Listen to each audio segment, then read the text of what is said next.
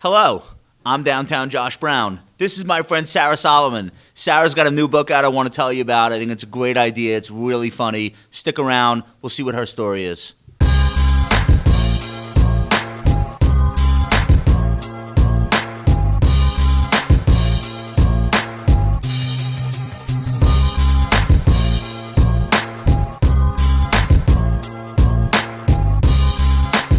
Okay, Sarah, thanks for coming up. You are, I think, one of the funnier people on social media. Thank you so much, and John. now with that build-up, you're going to have to deliver here. God damn. So Sarah wrote a book. Tell us what the book is called.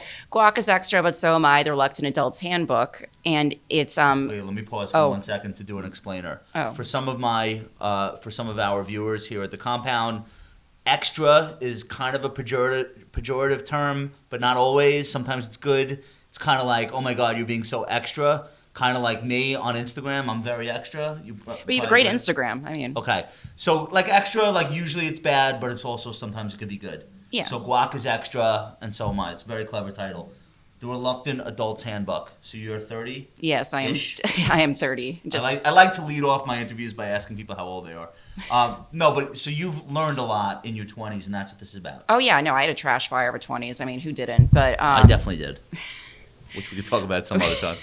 But yeah, like younger kids and interns would ask me for life advice and just like, because they younger kids. Well, 27-year-olds are like, what was it like in your day?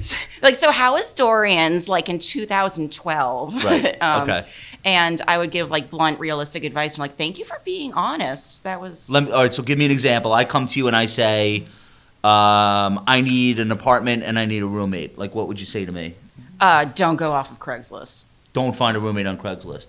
But like that bluntly, not like sometimes don't. Just definitely don't. They have so many amazing like apps now, like Roomie, and just like find roommate app like websites and just like reaching out to your alumni network because like I've lived with crazies. We've all lived with crazies. It used to be like you pull a thing off of a telephone pole. Like somebody cut the fringes in the bottom of a printed thing with a phone number on it. Oh my God. And you would find a roommate. Dude, I lived with a French guy who he sublet the apartment without telling us. Okay. So I walked into my apartment and there was a strange guy and he had suitcases all over the place and like screamed and ran out. Who was going to be your next roommate? Yeah, the guy sublet the apartment without telling us. That's normal. Yeah. All right. So what do you tell people about money and about investing? So you're talking to, let's say, presumably, you're talking to people who are for the first time ever making money. Mm-hmm. Many of them are living with student debt. Many of them are not 100% sure what they're going to do for their career forever.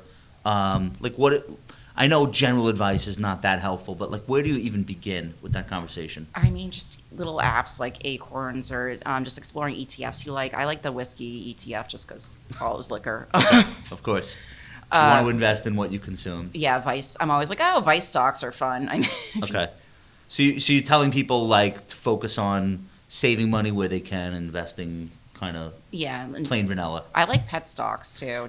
But you worked at thestreet.com. Like are people like, all right, what's the real thing that I need to know? Are you like, no, it doesn't work that way? I mean, I try, but a lot of my friends are like in finance now, and they just go to them. I mean, finance Twitter. Right. What do you think of finance Twitter? I mean, I love it. It's great, I love right? them. Yeah. Why is it so great? Just such an amazing community, and everyone's so nice. I can't get over it. Are you serious right now? Who's nice besides me? Well, they're nice to me. When they slide into my DMs, they're very nice to me. Okay. No one's nice to me. I don't know but why. You're great. You're hilarious on Twitter. I do my best, but it's a competitive landscape these days. I mean, I dedicated to you as the where is it? Wait, as the chairman of the Twitter Federal Reserve. You are it. This is really awesome. What should we talk about that's in the book that because I think like the people that are going to see this, the combination of young people who are trying to start their lives correctly and do things right and not make the same mistakes other people have made, but then also people that know those people, nephews, children, maybe even grandchildren, who knows. So what's in the book? What's going to help them? What would you tell people is the reason they should get it. There's just a lot of logistical things in there, and I did so much research for this, and it's a combination of my experience, my friends and my colleagues' experience, and I just genuinely wanted to find out stuff like, so like say you have a house party and you need to know what to do with your extra liquor and beer and what to save and what to throw out. Like I detail like how to make those decisions. Yeah, like how to salvage everything you can, how to pack up and move your entire apartment, what are red flags in dating apps. Did a wide survey of that. That's probably a whole chapter. I mean, yeah, dating now is just terrible. What are the red flags that people don't even know about in dating apps?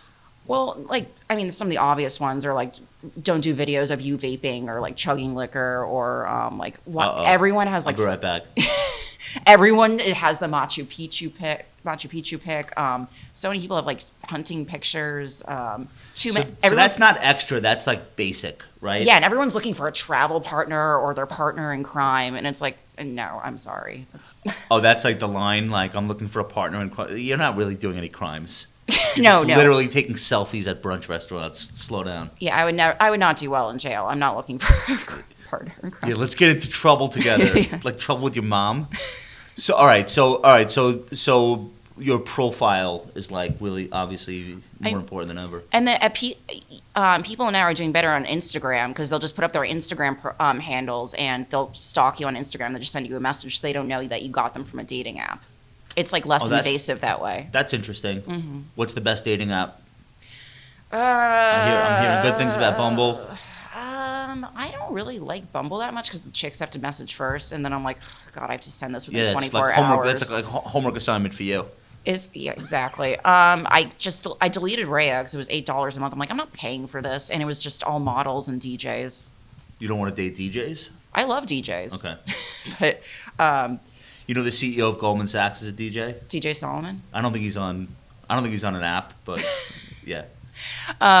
What's his name? DJ D-Sol? Are you related? I wish. Okay, you might be. Uncle You should just tell him you are and see what happens. You're like, hey, so I'm living in a really small studio and I could use some help right now. Right.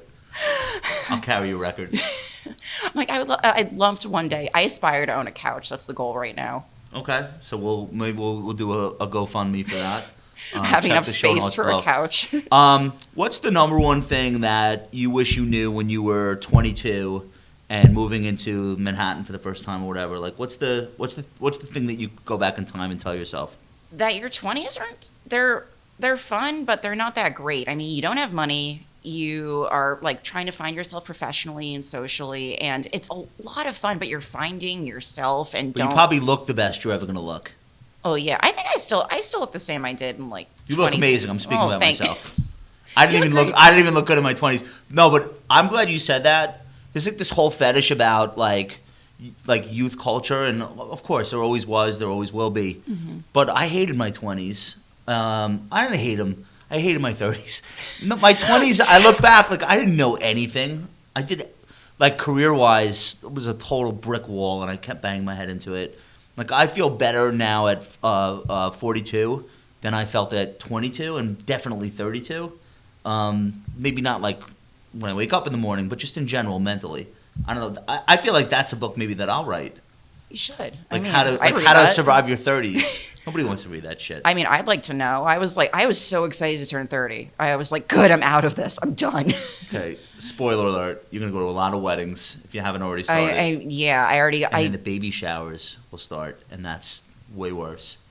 Oh, no. Yeah. So I'm going to write this whole thing about, like, bye-bye baby, and then the housewarming parties, and then you're going to have to go to a second housewarming party for people, and then it's like a whole thing. The 30s are real. I just can't believe we have to shell out for, and this was included in the book, like how much you have to shell out for like wedding gifts and like on what the baby. People, all right, what do you tell people on wedding gifts? I mean, acquaintance 50 and up, friend 100 and up, close friend 200 and up, family member. Well, if you go with a date, it's double. Oh yeah, I mean, well, I don't take dates. I've never been invited to a wedding and had a +1, which is I've never been given a +1. Really? Yeah. Okay. Well, I'm notoriously single. Do people just assume like, yeah, she doesn't need it? Yeah, she'll find some random at the wedding. Yeah, they're like, oh, she'll probably like take like a Hinge date or something. It's not so far from the real world. It's kind of like a thing. Is like going to the wedding and see who else is there. A lot of the better time, than an app to meet people that way. A lot of the time, though, there aren't single people at weddings, though, because they didn't want to invite people. People aren't giving people +1s. Right. I give +1s out to the bar mitzvahs that we throw for the kids. Oh my God, bar mitzvahs are so much fun. I want to go back to a bar mitzvah season. I went to 50 this year. That's amazing. My daughter turned 13 this year. Oh, mazel tov. I went to like all her friends' parents. I went to like 50 of them. I'm done.